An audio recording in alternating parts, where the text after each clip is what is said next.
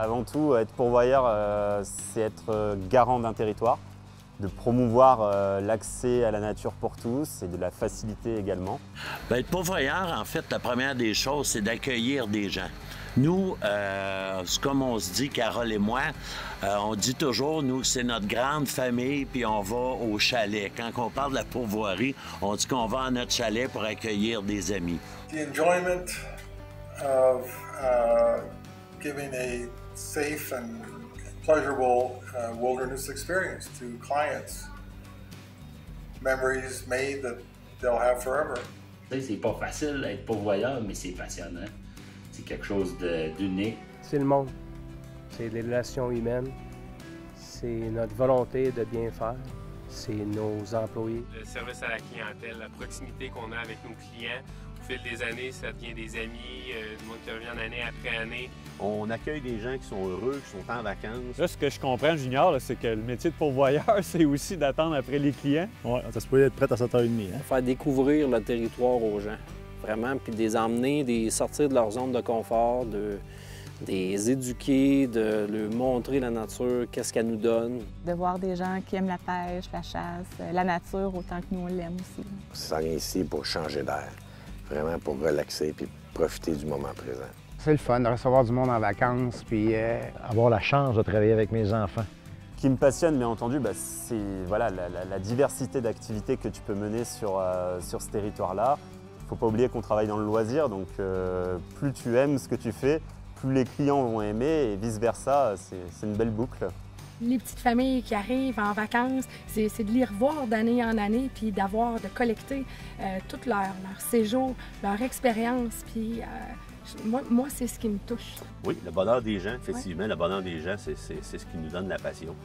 La passion aussi de vivre en forêt, de vivre ce mode de vie-là, de vivre avec une gestion de la faune. C'est de les voir venir avec un sourire, que ça a fonctionné, que nos trucs ont fonctionné, qu'à la chasse, qu'ils ont eu du résultat, qu'ils ont eu des contacts avec le gibier. C'est vraiment ça qui me fait triper, là. C'est ça que j'aime.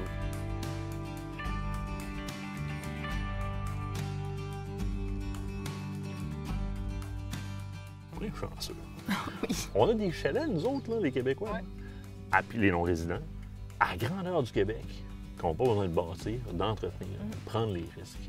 Tout ce beau monde-là, c'est organisé d'une fédération de donner encore plus de services. Mais oui, la Fédération des pourvoiries du Québec qui est là pour justement regrouper l'ensemble des pourvoyeurs, puis qui leur rend énormément service dans la représentation qu'ils sont capables d'en faire parce que ça devient un véritable réseau.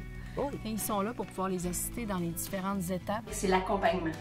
Donc, c'est l'accompagnement technique parce qu'on a de l'information stratégique très importante pour notre métier. C'est l'accompagnement aussi financier. Ça nous a amené vers des aides financières intéressantes. Capable de nous outiller. Des fois, on a une question côté réglementation. Ça fait énormément de choses à savoir en tant que pourvoyeur. Puis des fois, on a de l'apprentissage aussi.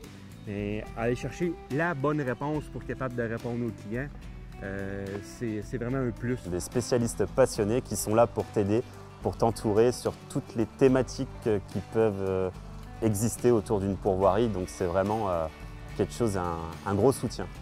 They are probably the most useful tool, if you will, of an outfitter to help us with situations and things that arise that we can't handle on our own. Ça nous donne accès, en fait, à une multitude de services techniques.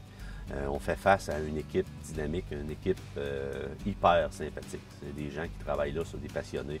Ils travaillent pour nous? Oui, exact, qui travaillent pour nous. Ils ont besoin d'avoir quelqu'un qui est là pour justement les aider, les aiguiller, que ce soit sur le plan légal, que ce soit vraiment sur le plan des installations, qui débattent pour eux autres avec les différentes fédérations, les différents ministères. La Fédération des pourvoiries du Québec est là pour les assister dans ces choses-là. Pour les tournages, ces choses-là sont là pour nous autres.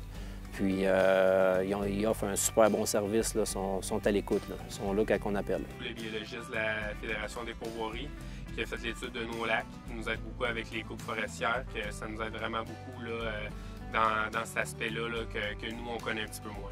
Puis sans oublier que c'est quand même des gens qui nous représentent au niveau gouvernemental. Fait que quand on a On parle de feux de forêt dernièrement, on parle de la pandémie. Ils ont été capables de nous épauler dans ça. Le site de la Fédération des pourvoiries du Québec, les gens qui veulent partir en vacances, qui veulent accéder à une pourvoirie, c'est simple, ils décident de la région qu'ils désirent visiter.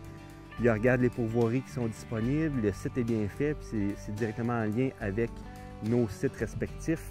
Donc, on reçoit souvent beaucoup de demandes. C'est une belle place pour magasiner un séjour. Donc, c'est un réseau de contacts. Si on n'aurait pas FPQ, on ne serait pas là aujourd'hui.